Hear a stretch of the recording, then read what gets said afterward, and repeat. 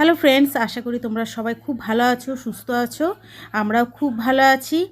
আর আজকে সকাল সকাল বাজার গেছিলাম মাছ আনতে, অন্য মাছ আনতে গেছিলাম, কাতলা মাছ। তো কাতলা মাছ আনতে গিয়ে দেখি ওখানে অনেক খয়রা মাছ আছে।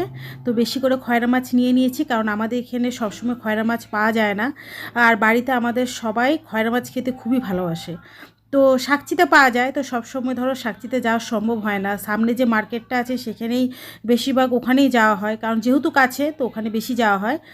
তো খয়রা মাছ অনেকটা নিয়ে নিয়েছি, এখানে প্রায় 1.5 কিলো খয়রা মাছ আছে। তো পুরো মাছটা আজকে রান্না করব না, কিছুটা মাছ রান্না করব, কারণ এই মাছে প্রচুর কাঁটা। তো বাচ্চারা খেতে ভালোবাসে, ঝোল বলো বা সর্ষে যে ঝোলটা হয় বা ভাতে হয় সেটা খেতে ভালোবাসে, কিন্তু মাছটা খেতে একটু অসুবিধা হয়। ছেলে অবশ্য নিজেই খেয়ে নেয়, কারণ ছেলে ছোট থেকে ও মাছ নিজে ছাড়িয়ে খায়। তো মেয়ে একদমই খেতে পারে না, মেয়েকে ছাড়িয়ে দিতে হয় তারপরে খায়। তো মাছটা আমি খুব ভালোভাবে ধুয়ে পরিষ্কার করে নিয়েছি।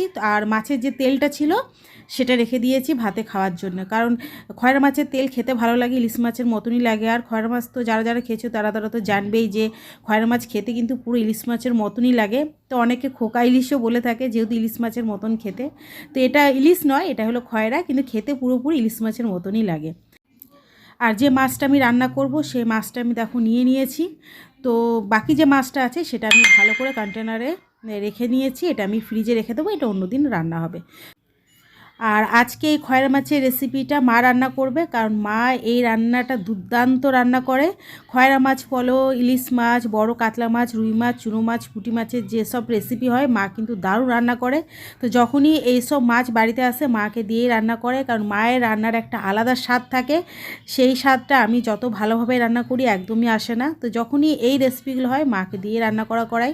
তো মা ওইদিকে মাছ ভাজা শুরু করে দিয়েছে, আর এইদিকে আমি সর্ষে নিয়ে নিয়েছি পরিমাণ মতো, যতটা লাগবে। তার সাথে নিয়ে নেব কাঁচা লঙ্কা আর পরিমাণ মতো নুন।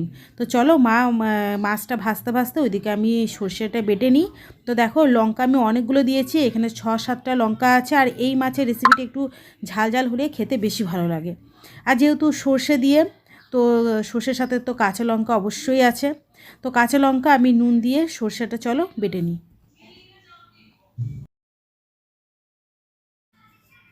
তো মায়ের মাছ ভাজা হয়ে গেছে, এবারে ভাজা হবে মাছের তেল। তো যেহেতু অনেকটা পরিমাণে মাছ ছিল, তো অনেকটা তেল হয়েছে। আর গরম ভাতের মধ্যে যদি এই তেলটা থাকে তাহলে অর্ধেক ভাত কিন্তু গরম তেল দিয়ে খাওয়া হয়ে যাবে।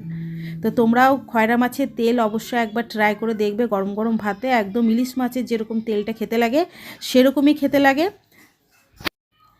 আর এই মাছটা ঠিক ইলিশ মাছের মতনই খুবই নরম। তো সাবধানে যখন মাছটা ধুতে হয় তো সাবধানে কেটে নিয়ে পরিষ্কার করতে হয়, আর যখন মাছটা ভাজা হয় তখন সাবধানেই মাছটা ভাজতে হয়।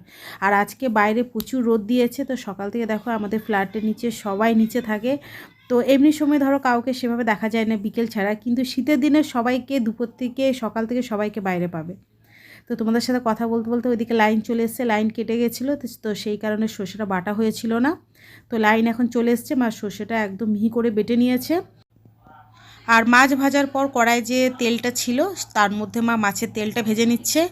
আর মাছের তেলের মধ্যে শুধু নুন, হলুদ আর কাঁচা লঙ্কা মা দেবে, কারণ এর মধ্যে পেঁয়াজ কুচিয়ে দিলে আরও বেশি ভালো লাগে। তো আজকে পেঁয়াজ কুচিয়ে দেবে না, নুন, হলুদ আর কাঁচা লঙ্কা দিয়ে তেলটা ভাজবে।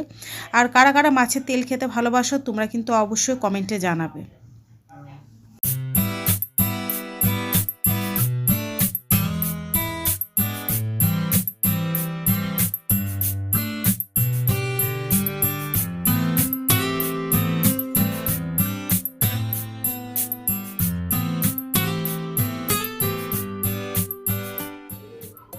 আর কড়াইয়ের মধ্যে তেল গরম হয়ে গেছে, তো তেলের মধ্যে মা দিয়ে দিয়েছে কালো জিরে ফোড়ন আর 3-4টে কাঁচা লঙ্কা ফোড়ন। তো ইলিশ মাছে বলো বা খয়রা মাছে বলো, কাঁচা লঙ্কা, সর্ষে বাটা, সর্ষের তেল, এই তিনটে মিলে হয় পুরো রেসিপিটা সুস্বাদু। তো মা সর্ষে দেখো তেলের মধ্যে দিয়ে দিয়েছে।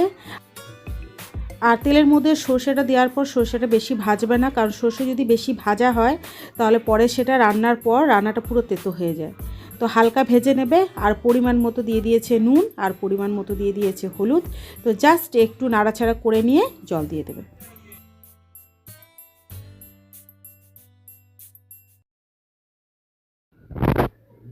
আর সর্ষেটা হালকা ভাজা ভাজা হয়ে গেছে, তো এখন দেখো পরিমাণ মতো জল দিয়ে দিয়েছে। তো এই রেসিপিতে মশলা বলতে কিছুই লাগে না, মশলা বলতে শুধু সর্ষে বাটা আছে, আর আছে কাঁচা লঙ্কা আর কালো জিরে ফোড়ন।